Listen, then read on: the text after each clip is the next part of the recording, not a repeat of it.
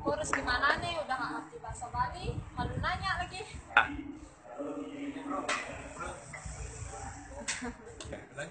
Om Swastiastu deh, ada sering nggak bingung nih bro? Om Swastiastu, bisa nggak ngomongnya pakai bahasa Indonesia? Soalnya aku nggak ngerti bahasa. Tak kirain bisa bahasa Bali. Maaf nih, ngomong-ngomong mau kemana? Kenalkan, nama saya Gusti Ayu. Saya mau nyari kelas 12 IPA 1. Nah Gusti, ya sih bisa bahasa Bali. Nang jauh imbang aja ya.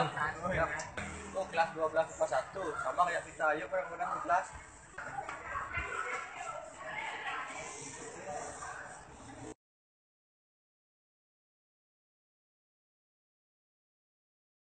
Ini kelasnya ya. Ya ini dah kelasnya. Oh ya ngomong-ngomong, kamu mau nggak diajarin bahasa Bali? Ya. Ya nanti kita belajar fokus habis bilang.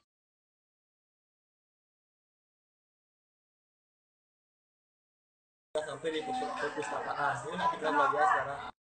Nanti sekarang coba pelajarin perkenalan diri pakai bahasa Bali. Contohnya Om Swastiastu. Nah sekarang catat ya biar ada kamu pelajari ya. Oke.